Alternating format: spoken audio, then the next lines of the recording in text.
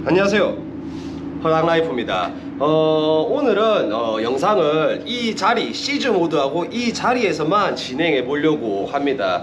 오늘의 영상 주제는요, 여러분들이 궁금해 하시는 거 저한테, 그리고 제가 또 여러분들한테 부탁드리고 알려드리고 싶은 거에 대해서 말해 보려고 합니다. 바로 본론으로 들어가야겠죠. 첫 번째 내용인데요, 요즘에 많은 분들이 저한테 이메일을 보내주십니다. 그 내용은, 허당님 저 지금 파타야에 들어와 있는데 만날 수 있나요? 아니면은 허당님 저 콘도를 구해야 되는데 좀 도움을 주실 수 있습니까? 아니면은 또 렌트카나 오토바이를 구해야 되는데 허당님 좀 도와주실 수 있으세요? 라는 문자를 보게 됩니다. 또 어떤 분은 허당님 예전 영상 봤습니다. 콘도 구할 때 이렇게 페이스북 검색창에 원하시는 콘도 놓으면 엄청난 정보들이 나오고 이런 거 뭐 다 알고 있습니다. 근데 제가 나이가 좀 있고 영어도 못하고 태국어도 못하다 보니 그게 해봤는데도 잘 안되네요. 이런 분들도 계십니다. 그리고 여기서 한 발 더 나가시는 분들도 계시죠.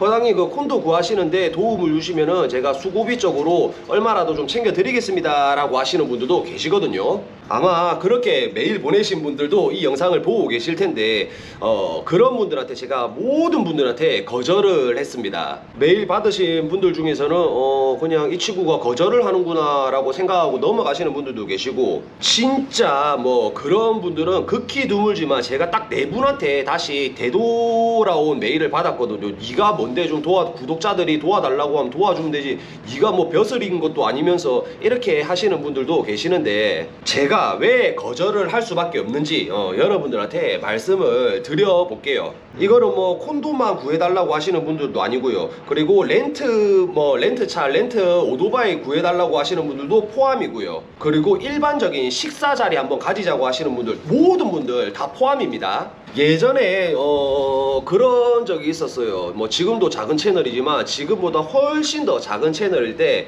저도 구독자님들을 만나고 이렇게 가끔 이렇게 시간도 보내고 그랬던 적이 있었습니다. 저한테는 너무 소중한 분들이지 않습니까, 구독자님들이. 그죠? 그래서 제가 할 수 있는 범위 내에서는 다 해드렸는데, 어떨 때는 말입니다, 진짜 어떨 때는 제가 촬영 중이거나 아니면 편집을 하고 있다거나 뭐 그럴 때는 어쩔 수 없이 못 만나는 거 아니겠습니까? 제가 편집하거나 뭐 촬영하고 있을 때 제가 시간이 안 날 때 또 구독자님한테 연락이 오셔가지고 허당님 식사 한번 하시죠, 아니면은 뭐 좀 알아봐 주시죠, 이렇게 할 때 못 알아볼 때가 있습니다. 거절을 드릴 때가 예전에 있었어요. 그러면은 다 그렇진 않습니다. 근데 간혹 좀 눈에 튀시는 분들이, 야, 저 사람은 해주면서 왜 나는 안 해줘? 왜 나는 실시간에서 슈퍼 채팅 안 쐈다고 나는 뭐 안 해주는 거냐? 이렇게 말씀하시는 분들도 계세요. 사실은 슈퍼 채팅 보내고 안 보내고를 떠나서 절대 그런 게 아닌데, 제가 그냥 단순히 제 시간이 안 돼가지고, 유튜버의 1번이 뭐겠습니까? 꾸준히 영상 올리는 게 가장 1번이라고 저는 생각하는 사람이거든요. 근데 제가 이렇게 유튜브에 대한 편집을 하고 있거나 이렇게 작업을 하고 있을 때 만나자고 하시면은 시간이 안 돼서 안 된다 이렇게 거절을 드리면은 이렇게 반응을 해주시는 분들이 계세요. 그때 제가 느꼈죠. 아, 이거는 안 되겠구나. 누구는 만나고 누구는 안 만나고, 누구는 콘도 구하는데 도움을 주고 누구는 도움을 안 주고, 내 마음은 그게 아니지만 저를 모르는 바라보는 제 3자의 입장에서는 충분히 그렇게 받아들이실 수도 있겠다 라는 생각이 들더라고요. 그래서 그때부터는 좀 이렇게 개인적인 만남을 자제하고 있습니다. 물론 우리 구독자님들이 진짜 엄청난 위험 상황에 처해 있다고 하면은 편집을 하든 말든 제가 뭐 다 팽겨치고 무조건 가죠. 그런 경우가 뭐 사건 사고가 생겨서 경찰서에 끌려가셨다든지 뭐 대충 그런 상황들 있지 않습니까? 그런 상황이 있으면은 제가 어떻게든 도움을 드리려고 영상을 못 올리더라도 그런 경우는 제가 무조건 도움을 드리려고 노력을 하죠. 근데 그런 경우가 아니라고 하면은 제가 죄송하지만은 구독자님들을 1대1로 만나고 일하는 거는 조금 어렵지 않겠나 라는 생각을 합니다. 그리고 여러분들 파타야 아시지 않습니까?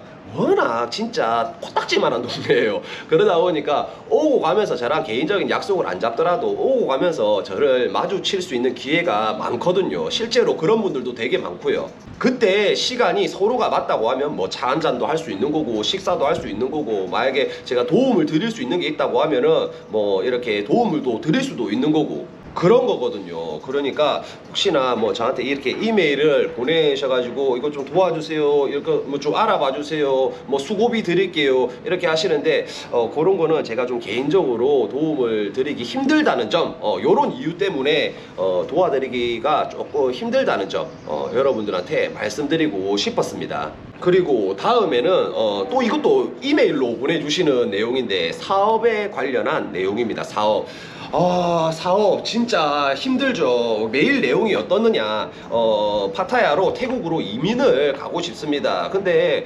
그냥 갈 수는 없고 먹고 살아야 되지 않겠습니까? 사업 괜찮은 거 있으면은 좀 추천 좀 해주세요. 아니면은 사업을 할 건데 허당님이 좀 옆에서 도움을 주시면 안 되겠습니까? 라고 또 말씀하시는 분들이 계시거든요. 방금 것처럼 뭐 콘도 구하는데 도움을 달라, 뭐 렌트카를 구하는데 도움을 달라, 식사 한번 합시다, 이런 거는 제가 정중하게 거절을 하지만 사업에 관련된 그런 메일은 제가 좀 뭐라고 해야 될까, 매몰차게 빡세게 이렇게 답변을 드립니다. 자, 여러분들 한번 생각을 해보자고요. 한국에서 사업을 한다.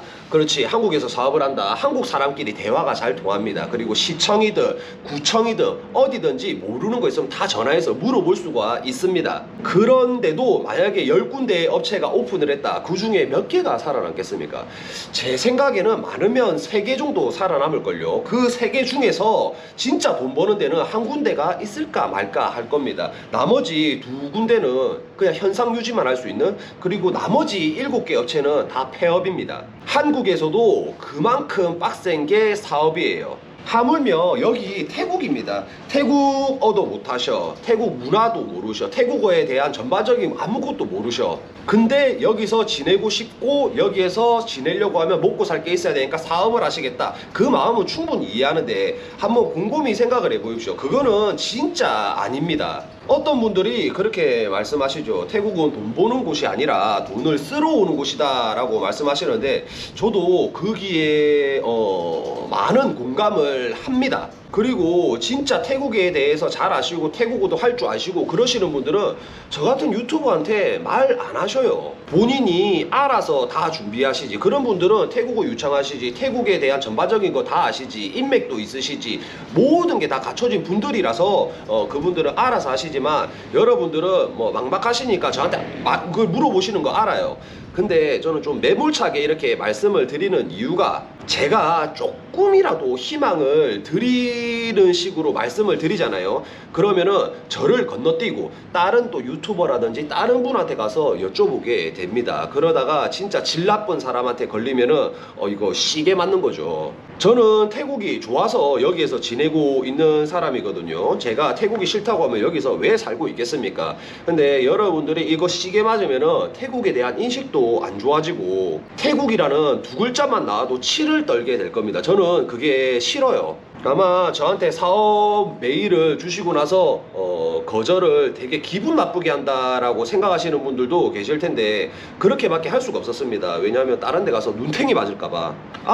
물론 여기서도 사업으로 성공하신 분들이 계십니다. 태국 현지에서도. 근데 그분들은 진짜 극소수입니다. 극소수. 어떤 분들은요 오픈도 못하고 그냥 장사 접는 경우도 있습니다. 심각하신 분들은 진짜 오픈도 못해요. 그냥 인테리어 하다가 그냥 눈탱이 맞고 그냥 이렇게 끝나는 경우도 있거든요. 아마 제한테 답 이메일을 받으신 분들 중에 분명히 그렇게 생각하시는 분들이 계실 거예요. 저렇게 굳이 매몰차게 얘기해야 되나 라고 생각하시는 분들도 계실 텐데, 제가 이런 이유 때문에 솔직히 좋게 거절할 수도 있지만은 조금 매몰차게 했던 이유가 바로 이겁니다.